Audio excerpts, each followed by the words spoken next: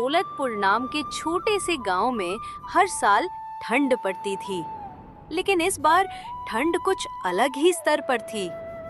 जनवरी का महीना अभी शुरू ही हुआ था और ऐसा लग रहा था सर्दी अपनी चरम सीमा पर पहुंच गई हो। गांव के छोटे छोटे घरों की छतें सुबह ओस की जगह सफेद बर्फ की परत से ढकी होती। पेड़ों की शाखाएं मानो ठंड से सिकुड़ गई थी। सूरज भी ऐसा लगता था जैसे बादलों की मोटी चादर ओढ़े सो गया हो। ठंड का मौसम अमीरों के लिए तो बहुत ही सुहाना होता है, लेकिन गरीबों के लिए मुसीबत का पहाड़ टूटने जैसा है। ये ऐसे ही एक गरीब परिवार की कहानी है। गोपाल के परिवार पर ठंड का मौसम कहर बनकर टूटता है। हे ऊपर वाले, ये इतनी ठंड कैसे पड़ा रहे हो? इतनी ठंड में तो घर से निकलना भी मुश्किल हो गया है। लगता है इस बार ठंड कुछ ज्यादा ही बढ़ गई है। सच में ऐसी ठंड तो पहले कभी नहीं देखी। बाहर जाने का तो मन ही नहीं करता। ठंडी हवा बदन को चीरती हुई निकलती है। हाँ मीरा, और देखो सूरज भी जैसे मानो लुका छुपी खेल रहा है। दिन भर कोहरा छाया रहता है। लगता है कि ठंड और बढ़ती चली जाएगी। सच में इस बार ठंड ने तो सबकी हालत खराब कर दी है। तुम बाहर कैसे जाओगे? तुम्हें तो सुबह सुबह उठकर सेठ हीरालाल की दुकान पर जाना पड़ता है। हम तो फिर भी घर में रहते हैं और चूल्हे के पास बैठकर कुछ गर्माहट ले लेते हैं। क्या करे मीरा, काम तो करना ही पड़ेगा। सेठ जी को तो कोई फर्क नहीं पड़ता कि कितनी ठंड है।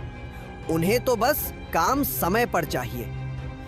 अच्छा मीरा, तो अब मैं चलता हूँ, नहीं तो मालिक फिर से गुस्सा करेंगे।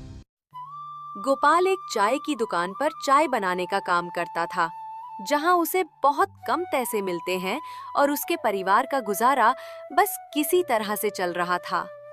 दौलतपुर गांव में हर साल सर्दी का मौसम आता था, लेकिन इस बार ठंड कुछ ज्यादा ही भयानक थी। आमतौर पर गांव के लोग सर्दी को हंसी खुशी सहन कर लिया करते थे, लेकिन इस बार मौसम ने सभी को मुश्किल में डाल दिया। ठंडी हवाओं के साथ साथ आसमान में घने बादल छाए रहते, जिससे दिन भर धुंध का माहौल बना रहता था। गांव का चौपाल, जहां आम दिनों में लोग बैठकर बातें किया करते थे, अब सुनसान पड़ा था। ठंड ने हर किसी को घर में कैद कर दिया था। अंकुश के पापा, आज घर में बहुत थोड़ा सा आटा है। बस 2 ही रोटी बन पाई है। एक रोटी मैंने आपके लिए बांध दी है, दिन में खा लेना। बच्चों को आधी आधी रोटी खिला दूंगी। नहीं मीरा, आजकल तो मुझे दिन में भूख ही नहीं लगती। वो दिन छोटा होने लगा है ना, इसलिए मैं तो दिन में चाय पीकर ही अपना काम चला लूंगा। आज मालिक सैलरी देंगे तो शाम को आते वक्त मैं राशन लेता आऊंगा। तुम दोनों रोटी बच्चों को खिला देना। मीरा को पता था कि सिर्फ एक कप चाय पीने से पेट नहीं भरता, लेकिन वो हालातों के आगे मजबूर थी। गोपाल घर से बाहर जाने के लिए निकलता है, लेकिन बाहर बहुत ठंड पड़ रही थी। आसमान से बर्फ के बड़े बड़े टुकड़े गिर रहे थे। गोपाल के पास एक भी गर्म कपड़ा नहीं था। धोती कुर्ते में गोपाल ठंड के मारे कांपने लगा। हे भगवान, बाहर तो बहुत ठंड है। इतनी ठंड में तो बाहर जाने की हिम्मत ही नहीं हो रही है। अपने आप को संभालता हुआ गोपाल कड़कती ठंड में भी मालिक की दुकान पर सुबह 6 बजे पहुंच गया। आ गया तू? चल जल्दी से सारे बर्तन धो दे। बर्तन धोकर फटाफट अदरक वाली चाय बना, ग्राहक आने वाले हैं। जी मालिक, अभी बर्तन धो देता हूँ। बर्फ जैसे ठंडे पानी में बर्तन धोना गोपाल के लिए बहुत मुश्किल होता था, लेकिन वो कहते हैं ना कि गरीबी सब कुछ करा देती है। बर्तन धोकर गोपाल ने ग्राहकों के लिए चाय बनाई और सबको चाय दी। चूल्हा जलाने के बाद गोपाल को ठंड से थोड़ी राहत मिली। गोपाल का बहुत मन हो रहा था कि एक कप चाय वो भी पी ले। हे भगवान, ठंडे पानी से बर्तन धोने के बाद हाथ तो मानो जैसे जम ही गए। इतनी ठंड हो रही है, क्यों ना एक कप चाय मैं भी पी लूं। उसने मालिक को एक कप चाय दी और खुद भी एक कप चाय पीने लगा। तभी मालिक ने उसके हाथ में चाय का कप देख लिया और गुस्से से भड़कने लगा।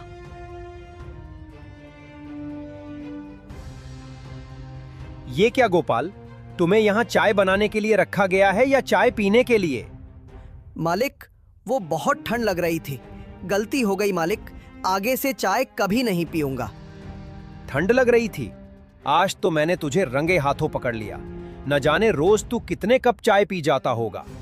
अब रोज के 2 कप चाय के पैसे तेरी सैलरी से काटूं तब तुझे समझ आएगा। मुफ्त का सामान मिला नहीं कि लूटना शुरू। बेचारा गोपाल सैलरी काटे जाने की बात से बहुत दुखी हो गया। उसे नहीं पता था कि 1 कप चाय की उसे इतनी भारी कीमत चुकानी पड़ जाएगी। शाम को उसे मालिक ने आधी सैलरी दी। मालिक, मुझे माफ कर दीजिए, अब से मैं चाय नहीं पीऊंगा, लेकिन मुझे पैसे पूरे दे दीजिए। मैं सच कहता हूँ मालिक, आज मैंने पहली बार चाय पी थी। वो पहनने के लिए गर्म कपड़े नहीं है ना, इसलिए मुझे ठंड ज्यादा लगती है। अरे वाह, पूरे पैसे दे दूं तुझे और मुफ्त की चाय भी पिलाऊं? खोल कर नहीं बैठा, चल अब भाग यहाँ से। मालिक हीरालाल गोपाल को काम पर से निकाल देता है। काम से निकाले जाने पर गोपाल बहुत दुखी था। गोपाल ने आधी तनख्वाह से कुछ पैसे बचाकर घर के लिए कुछ राशन ले लिया और घर आ गया। घर आकर उसने मीरा को जब राशन दिया तब मीरा ने कहा, इस बार तो आप हर बार से बहुत कम राशन लाए हैं, क्या बात है जी? गोपाल ने मीरा को सारी बात बता दी। हे भगवान, तूने ये ठंड का मौसम बनाया ही क्यों? तुझे भी हम गरीबों के साथ मजाक करने में बहुत मजा आता है ना? तुम परेशान मत हो मीरा, देखना एक दिन सब कुछ ठीक हो जाएगा। ये कुछ पैसे मैंने बचा लिए, इन पैसों से तुम बच्चों के लिए गरम कपड़े और अपने लिए भी एक गरम कपड़े खरीद लेना। वो तो ठीक है, लेकिन आपका क्या? आप रोज एक पतले से कुर्ते में ही रोज काम पर जाते हैं। आपको ठंड नहीं लगती होगी क्या? आपको गरम कपड़ों की ज्यादा जरूरत है, नहीं तो आपकी तबीयत खराब हो जाएगी। इन पैसों से आप अपने लिए स्वेटर खरीद लीजिए। बच्चों के पास तो अभी पुराने स्वेटर हैं, उनसे उनका काम चल जाएगा। मैं तो ज्यादा समय चूल्हे के पास होती हूँ, मुझे तो ठंड कम लगती है। गोपाल बाजार जाकर उन पैसों से अपने लिए स्वेटर खरीद कर ले आया। मीरा जब खाना बनाती तो बच्चे ठंड से बचने के लिए चूल्हे के पास ही बैठे रहते। मैं बाहर जा रहा हूँ, देखता हूँ अगर कोई काम मिल जाए तो। खाली बैठने से कुछ नहीं होगा, इस बार तनख्वाह भी कम मिली है। जी ठीक है, ध्यान से जाइएगा और रात होने से पहले घर आ जाना। रात में ठंड बहुत बढ़ जाती है। गोपाल बाहर निकल जाता है। बाहर ठंडी ठंडी हवाएं चल रही थी। गोपाल काम की तलाश में आगे बढ़ जा रहा था। भैया, आपके पास अगर मेरे लायक कुछ काम हो तो दे दीजिए, मैं कोई भी काम कर लूंगा। ठंड में तो वैसे भी मेरा काम बिल्कुल ठप पड़ गया है।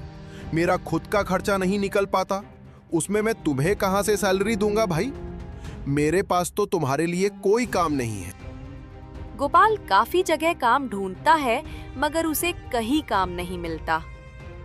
हे भगवान, अगर काम नहीं मिला तो गुजारा कैसे होगा?